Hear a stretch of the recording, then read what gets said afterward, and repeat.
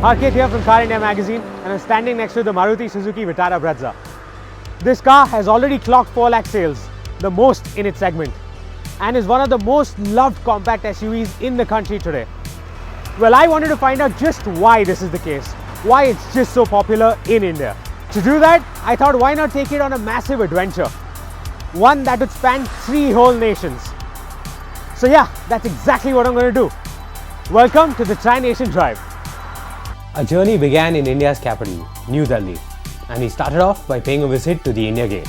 While in Delhi, we also visited the President's residence, or the Rashtrapati Bhavan as it's more formally known, before heading out on the highway. Our destination for the day was Lucknow, 500 plus kilometers away, which meant getting on the iconic Delhi-Agra Yamuna Expressway. This massive highway is easily one of India's best roads to drive on, and allowed me to see what the Brezza's 1.3-litre 4-cylinder DDIS 200 engine could do. This 200 Nm of torque come in low down in the rev range, allowing you to quickly gather momentum.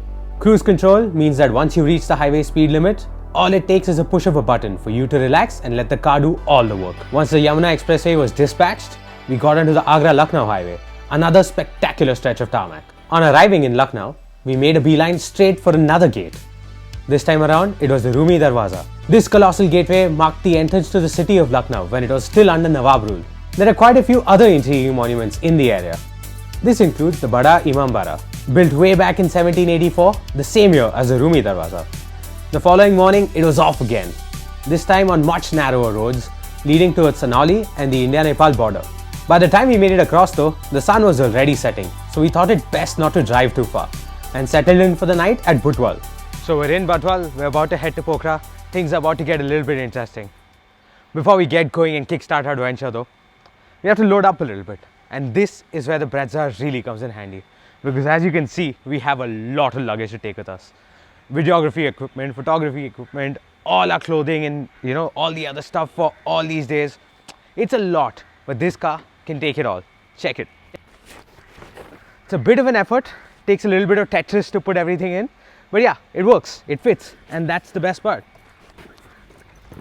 So after a little bit of finagling, everything has finally gone. Let's see if the boot closes.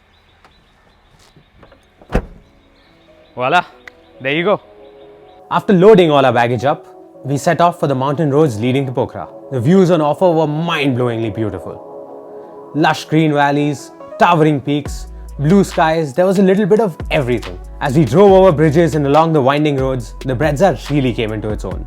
Its ride has been set up perfectly, allowing you to carry some decent speed through the corners. The steering is well weighted too, giving you that extra boost of confidence in the twisty sections. A long but fun day's driving later, we arrived in Pokhara, Nepal's famous lake town. We couldn't quite appreciate the beauty of our surroundings as it was dark when we got there. The following morning though, wow! This place is absolutely spectacular. After taking a closer look at the lake, we set off for another famous monument in this town, the World Peace Pagoda. Built at the top of a nearby hill, this Buddhist monument is a stark white building that stands over 115 feet tall.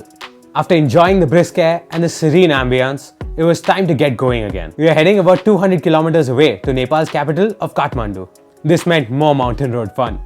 On long cross-country road trips like this, there are 2 major requirements you have to have in your car: comfort and entertainment. The Brezza comes up trumps in both these aspects. The seats are very comfortable and the interior is roomy and spacious, so you don't feel the strain of the journey. The infotainment system comes with USB connectivity, a touchscreen interface, Bluetooth and Android Auto among other things. Soon enough, we arrived at Kathmandu. On the outskirts of the city, we witnessed an interesting sight. Locals crowded around the streets seeking a vantage point. They were all watching a local football match, and tempted as I was to join them, the lure of a comfortable hotel room was too strong. So I left the fleet-footed action behind and continued further inward to the heart of Kathmandu and my hotel instead. So we're finally here, Kathmandu, capital of Nepal, second nation in our Tri-Nation drive with the Vitara Brezza.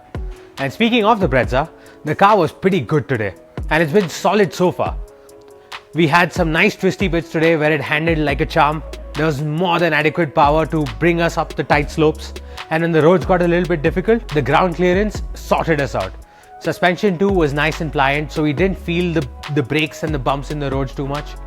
So I've been quite satisfied with the car so far. Really looking forward to exploring Kathmandu too, but that will have to wait because this part of our video ends here, and to catch the beauty of Kathmandu and of course Bhutan beyond, you're going to have to watch the second part. So keep an eye open for that. I'll see you soon.